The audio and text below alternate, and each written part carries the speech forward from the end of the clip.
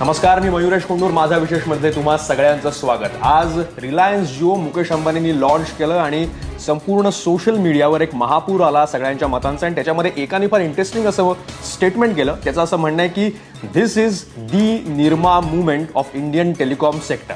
आता निर्मा मुवमेंट कुठून आली तर काही वर्षांपूर्वीची गोष्ट असेल, साधारणतः 20-25 होऊन गेली असतील.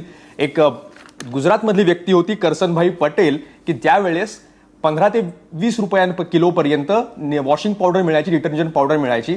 या व्यक्तींनी आपल्या घराच्या मागे, काही ते केमिस्ट होते, त्यांना केमिस्ट्रीचं ज्ञान होतं, त्यांनी एक पावडर तयार केली, त्याला निर्मा असं नाव दिलं. आणि ते सायकलवर फिरून गावागावांमधून डिटर्जंट पावडर विकायला लागले. आणि नंतर ती 3 रुपये किलो इतक्या दराने विकायला लागल्यामुळं सगळीकडे प्रसिद्ध झाली. आणि नंतर निर्मा हा ब्रँड जो आहे हा संपूर्ण मॅनेजमेंटमधला एक अभ्यासाचा विषय बनला की हाय क्वालिटी आणि लो रेट्स याच्यामुळे निर्मा सगळीकडे झालं. आणि सगळ्या डिटर्जंट पावडरची किंमत मग अगदी खालच्या कमी किमतीमध्ये येऊन पोहोचली. आणि त्यांनी सुरुवातीला 3 रुपये किलोनी ती डिटर्जंट पावडर विकली होती. अशीच परिस्थिती आता एकेकाळी आपल्याला आठवत असेल आपल्या हयातीमध्ये की टेलिफोन मिळण्यासाठी महिनोन वर्षोनवर्ष वेटिंग करावं लागायचं. आणि आता परिस्थिती अशी आली की मोबाईलवरचे व्हॉइस कॉल्स आणि हाय स्पीड डेटा हा जवळपास फुकट मोफत मिळणार आहे. व्हॉइस कॉलसाठी तुम्हाला पैसे द्यावे लागणार नाहीत रिलायन्स जिओमुळे. त्याच्यामुळे डिजिटल क्रांती आणि निर्मा मुवमेंट अगदी उंबरठ्यावर भारत इथं येऊन पोहोचलेला आहे का, हाच आपला महत्त्वाचा विषय आहे. आपल्यावर यासाठी चर्चा करण्यासाठी आहेत IT तज्ज्ञ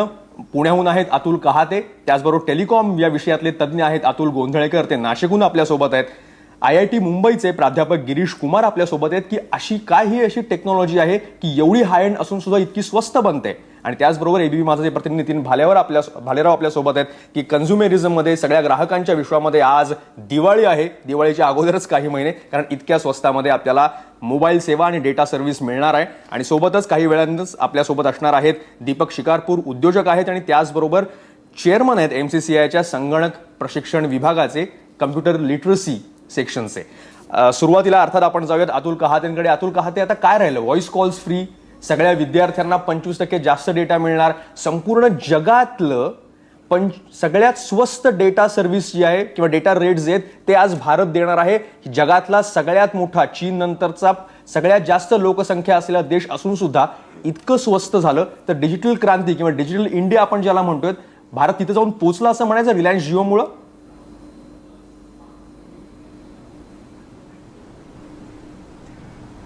माझ्या मते खरं सांगायचं तर ही आपल्या देशातली टेलिकॉमच्या संदर्भातली दुसरी मोठी क्रांती आहे. अच्छा.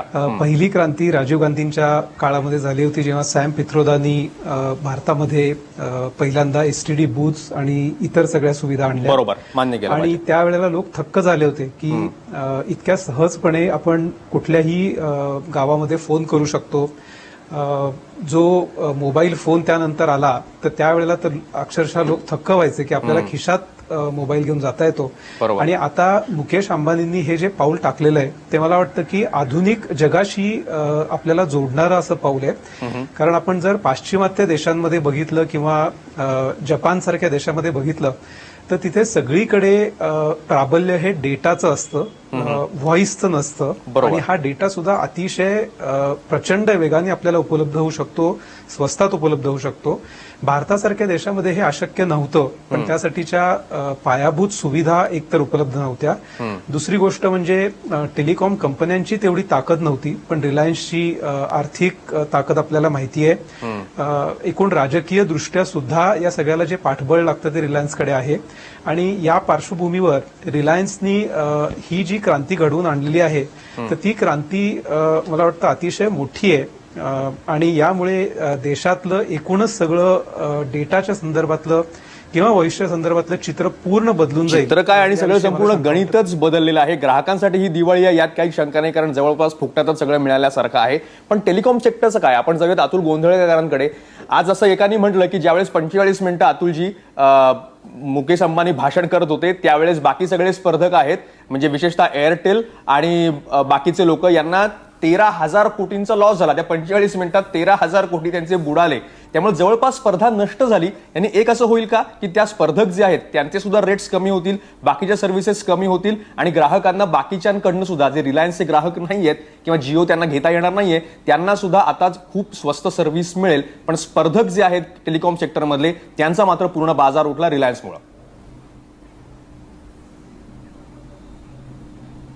निश्चितच आपण इथे म्हणू शकतो की आज जे काही अनाउन्समेंट अंबानी साहेबांनी केलेली आहे तर त्याच्यामुळे जशी दुसरी क्रांती घडते टेलिकॉममध्ये, जसं कहाते साहेबांनी सांगितलं, हे निश्चित आहे.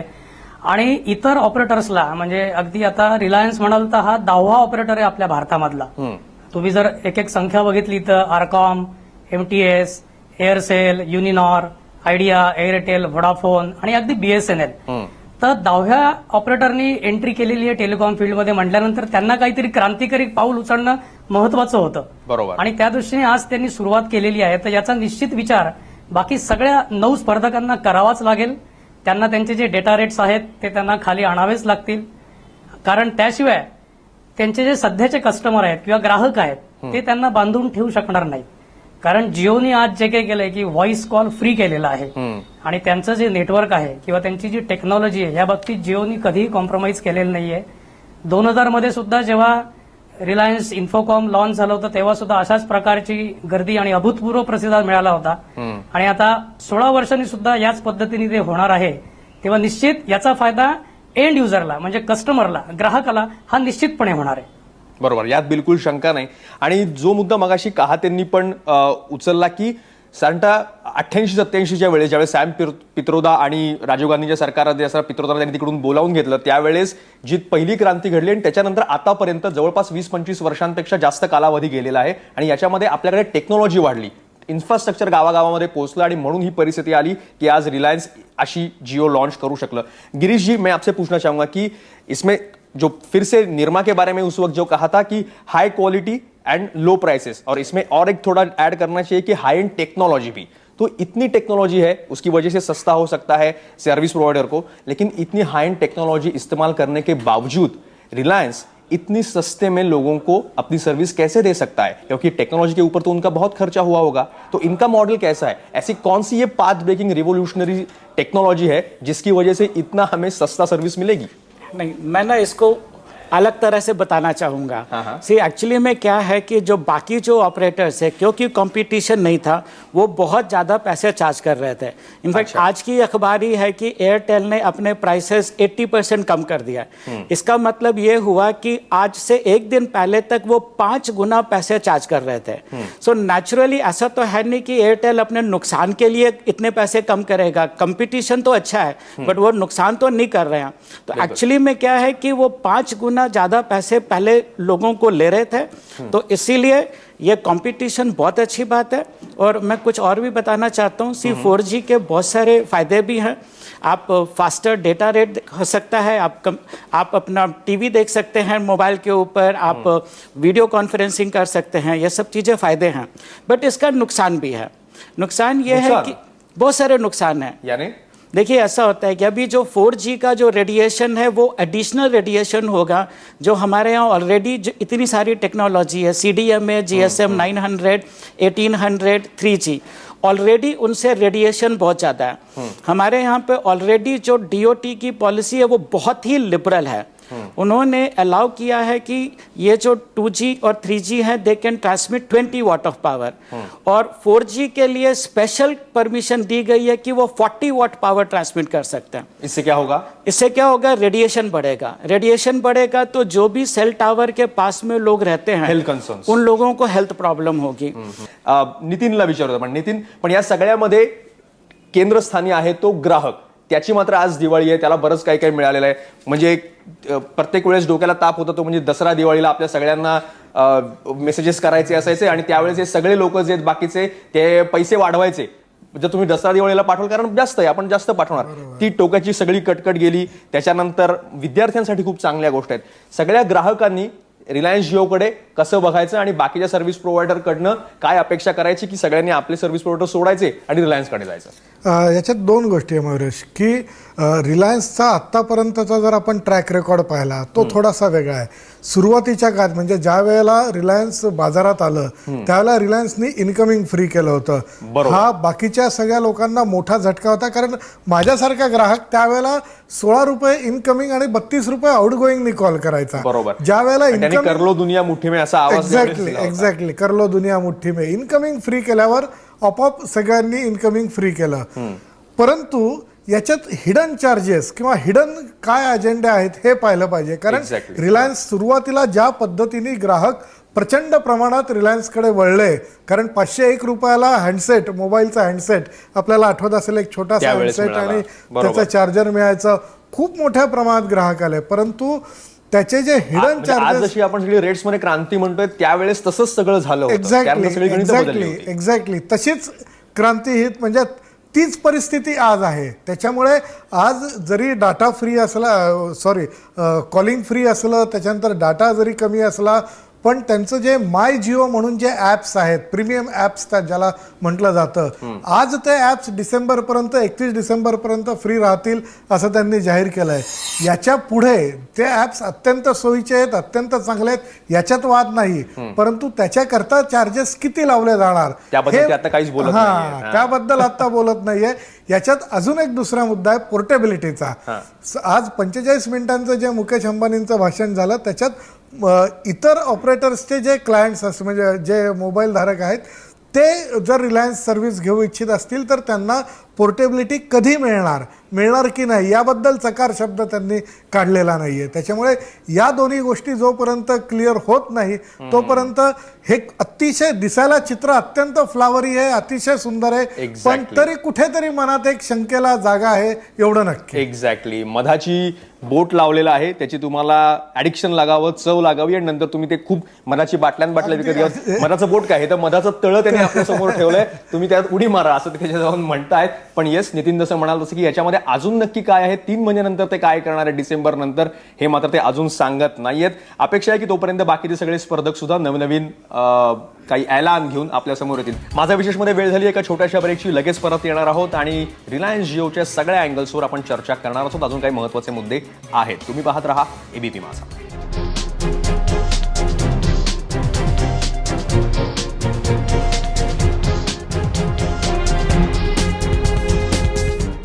ब्रेकनंतर माझा विशेषमध्ये तुमचं पुन्हा एकदा स्वागत. रिलायन्स जिओ सेवा आज सगळ्यांच्या सेवेत आलेली आहे आणि ती डिजिटल क्रांती आहे का, आपण चर्चा करतो. आपण जाऊयात अतुल गोंधळेकरांकडे. गोंधळेकर, जसं आता नितीन म्हणाला की हे मधाचं बोट आहे, पुढे नेमकं ते काय करतील याचं सांगता येत नाही. तुम्ही इतकं व्यवस्थित टेलिकॉम सेक्टरचा अनेक वर्ष अभ्यास करत आहात, याच्यामध्ये वरवरच्या या सगळ्या मधाच्या छान लेअरकडे जर लक्ष टाकून आत नेमकं काय दडलेलं आहे आणि कन्झ्युमर ग्राहकांना याच्यामध्ये व्यवस्थित नजर टाकून नजरेत काय दृष्टीनं व्यवस्थित काय निवडायचं आहे, तुम्हाला काय वाटतं? निश्चितच नितीन जी जसं म्हणाले की अजून काही त्याच्यामध्ये हिडन चार्जेस किंवा काही छुपे काही कर वगैरे आहेत, तर मला असं म्हणायचं आहे की आज सगळ्या मीडियामध्ये किंवा तुम्ही टीव्हीवर किंवा नेटवरही बघाल की त्यांनी टॅरिफ प्लॅन सुद्धा डिक्लेअर केलेले आहेत, जे अगदी 10 टॅरिफ प्लॅन डिक्लेअर केले आहेत, एकदम बेसिक आहेत ते. आणि त्याच्यामध्ये तुम्ही जर बघाल तर त्याच्यामध्ये कंपॅरिझन केलेली आहे प्रत्येक टॅरिफ प्लॅनची. त्याच्यात तुम्ही बघाल तर कुठेही हिडन चार्जेस मला काही दिसलेले नाही आहेत, जे ज्या पद्धतीने नितीनजी म्हणतायत. आणि दुसरा एक मुद्दा होतो की यांना व्हॉइस कसा काय फ्री परवडतो. तर याचं कारण असं आहे की जिओनी गेल्या 4 ते 5 वर्षापासून पूर्ण भारतभर, म्हणजे आपली जेवढी काही गणराज्य आहेत, आपली जेवढी राज्य आहेत भारतातली, त्या पूर्ण राज्यांमध्ये त्यांनी ऑप्टिक फायबरचं नेटवर्क, जवळपास 2 लाख किलोमीटरचं ऑप्टिक फायबरचं नेटवर्क स्वतःचं टाकलेलं आहे. म्हणजे तुम्ही बघू शकता की किती मोठ्या प्रमाणामध्ये पायाभूत सुविधा त्यांनी गेल्या 4 ते 5 वर्षामध्ये टाकलेल्या आहेत. आणि स्वतःचा पायाभूत सुविधा असल्यामुळे दुसऱ्या ऑपरेटरकडनं किंवा बीएसएनएल किंवा एमटीएनएल सारख्या लोकांकडनं फायबर भाड्याने घ्यायची गरजच नाहीये जिओला. त्यामुळे आज जे काही चाललंय की जिओनी व्हॉइस फ्री केलेला आहे, तर बेसिकली जिओची जी टेक्नॉलॉजी आहे, जी 4G LTE, याच्यात एक टर्म वापरतो आपण नेहमी VoLTE. याचा अर्थ असा आहे की व्हॉइस ओव्हर LTE. बाकीचे जे ऑपरेटर आहेत ते ऑपरेटर व्हॉइस हा 4G LTE डेटामधनं पाठवत नाहीत. त्यांना व्हॉइस पाठवण्याकरता 2G किंवा 3Gचे स्पेक्ट्रम वापरावे लागतात. त्याच पद्धतीने जिओनी ही नवीन टेक्नॉलॉजी आणलेली आहे, जी वर्ल्ड वाईड प्रूव्हन आहे ऑलरेडी. साऊथ कोरियामध्ये ऑलरेडी 4G सर्व्हिसेस चालू आहेत, अमेरिकेत पण चालू आहेत. तर ही जी टेक्नॉलॉजी आहे ही आहे व्हॉइस ओव्हर LTE. म्हणजे डेटावरच आपण व्हॉइस ओव्हरराईड करून आपण ट्रान्समिट करू शकतो, पाठवू शकतो एका ग्राहकाकडून दुसऱ्या ग्राहकाकडे. आणि त्याची जी पॉवर आहे किंवा त्याची जी ताकद आहे ही ऑप्टिकल फायबरनी अजून एनहान्स झालेली आहे.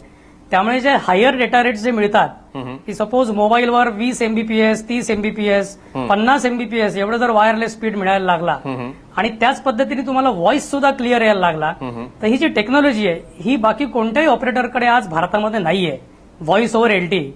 त्यामुळे नितीनजी जे म्हणतात की हिडन चार्जेस वगैरे आहेत, याला मी काहीसा म्हणजे होकार देणार नाही. असे कुठलेही hidden charges मला तरी असं काही आता दिसत वरवर नाहीये. पाठत दिसत नाही. आपण आणि definitely दीपक शिकारपूरकर आता आपल्या सोबत आहेत. दीपकजी स्वागत आहे तुमचं. तुमच्या मते जी आता आपण याला एका प्रकारची क्रांती म्हणतोय, म्हणजे अतुल कहा त्यांनी सॅम पेट्रोदांनी जी टेलिकॉम क्रांती आणली होती त्यावेळेस 87-88 मध्ये, त्याच्यानंतर आता ही दुसरं पाऊल म्हणता आहात.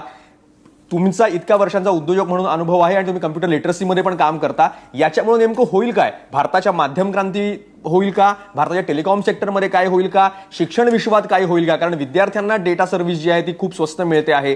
कोणकोणत्या क्षेत्रामध्ये या 4G क्रांतीचा परिणाम आपल्याला दिसू शकतो भविष्यामध्ये?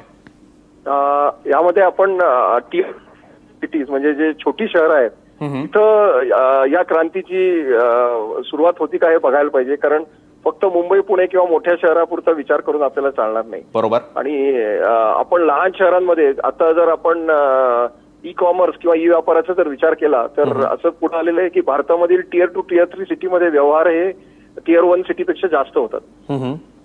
तर अशा रीतीनं खरी गरज किंवा जर तुम्ही त्याचा थोडासा सामाजिक दृष्टिकोन बघितला तर या सर्व सेवांची गरज खरं तर ती छोट्या शहरांमध्ये जास्त आहे. आणि मोठ्या शहरांमध्ये इतर ऑपरेटर्स म्हणजे स्पर्धा जरी असली तरी सेवा मिळते.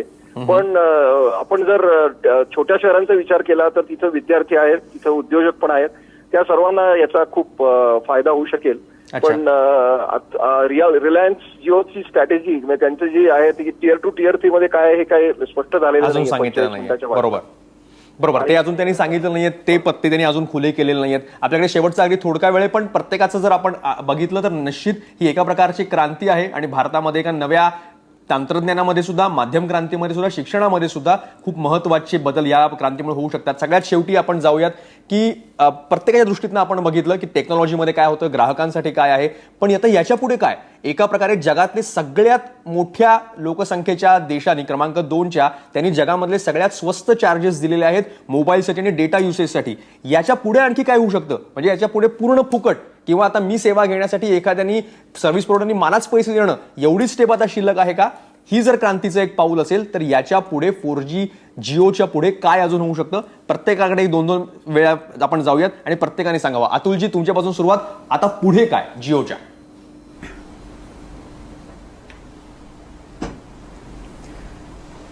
मला असं वाटतं की या पुढची क्रांती ही अतिशय अद्भुत प्रकारची असणार आहे. म्हणजे ज्याला आपण टेलिमेडिसिन म्हणतो की घर बसल्या डॉक्टरकडून आपल्याला उपचार घेणं शक्य आहे, तर आपण डॉक्टरला बघू शकू, डॉक्टर आपल्याला तिथल्या तिथे सल्ला देऊ शकेल आणि उपचार करू शकेल.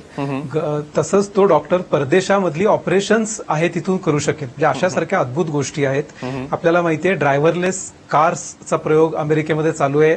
त्याच्यासाठी लागणारी सगळी जी यंत्रणा आहे त्यासाठी खूप मोठ्या प्रमाणावर डेटा लागतो. हा सगळा येणं शक्य आहे.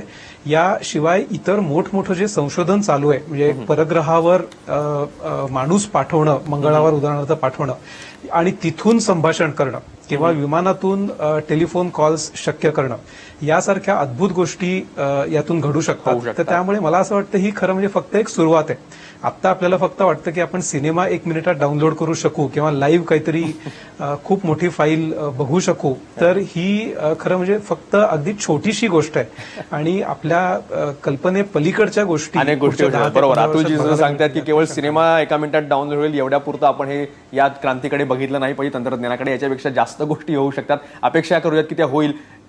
दीपक शिकारपूरांकडे जाऊयात. शिकारपूरकर सर, याच्या पुढे काय? रिलायन्स 4G आलं, महत्वाची टेक्नॉलॉजी म्हणतोय, क्रांतीचं एक पाऊल म्हणतोय. याच्या पुढे काय अजून होऊ शकतं? याच्या पुढे 5G असू शकते. याच्या पुढे बँडविड्थ एक्सप्लोजन होईल आणि इतर पण स्पर्धक त्यांचे प्रॉडक्ट्स लॉन्च करतील आणि ग्राहकाचा नक्कीच फायदा होईल. आणि जर एकमेकांना आपण संभाषण आणि संवाद जर सहज घडू शकला, जगातल्या कुठल्याही कानाकोपऱ्यातून कुठलीही व्यक्ती कोणाशी जर संपर्क साधू शकली आणि त्याच्या व्यावसायिक आणि व्यावहारिक त्याचबरोबर वैयक्तिक गोष्टी करू शकली. अर्थात. अतुल गोंधळेकर, तुमचं मत काय आहे? रिलायन्स जिओ 1 आलं, याच्या पुढचं पाऊल काय असेल? मला असं वाटतं याच्या पुढचं पाऊल आता हे जो वायरलेस डिजिटल क्रांती आहे आणि याच्या पुढचं पाऊल म्हणजे आता फायबर जो आहे तो मग कुठल्या ऑपरेटरचा असो किंवा मग जिओचा असो तो आता प्रत्येकाच्या दारादारामध्ये पोहोचणार आहे इथून पुढे. आणि तो जर फायबर तुमच्या घरापर्यंत आला तर एका सिंगल फायबरमधनं जसं अतुल कहाते सरांनी सांगितलं की टेलिमेडिसिन, ई कॉमर्स किंवा घरी बसल्या बसल्या तुम्ही काही ट्रेनिंग्स घेऊ शकता, तुम्ही ऑनलाईन एक्झाम्स देऊ शकता. आता हे पुढचं पाऊल आहे की फायबर हा प्रत्येकाच्या घरापर्यंत पोहोचणार आहे आणि त्या एका फायबरमधनं तुम्हाला टेलिकॉम सेवामध्ये तुम्हाला लँडलाईनची व्हॉइस सेवा, डेटा आणि तुमचा टीव्ही आणि प्लस तुमचं व्हिडिओ कॉन्फरन्सिंग हे सगळं मिळणार आहे. मला असं वाटतं ही आता निश्चितच डिजिटल इंडिया म्हणजे भारत अजून एक सामान्य माणसाला अतुलजी कायम प्रश्न असतो बरं का, आणि त्याचा उल्लेख नरेंद्र मोदींनी पण त्यांच्या एका भाषणामध्ये केला होता. तो म्हणजे ठीक आहे तंत्रज्ञान आपलं आलं, सगळं स्वस्त झालं, ते कॉल ड्रॉप खूप सारे होत असतात ज्याचा उल्लेख पंतप्रधानांनी कधी केला होता.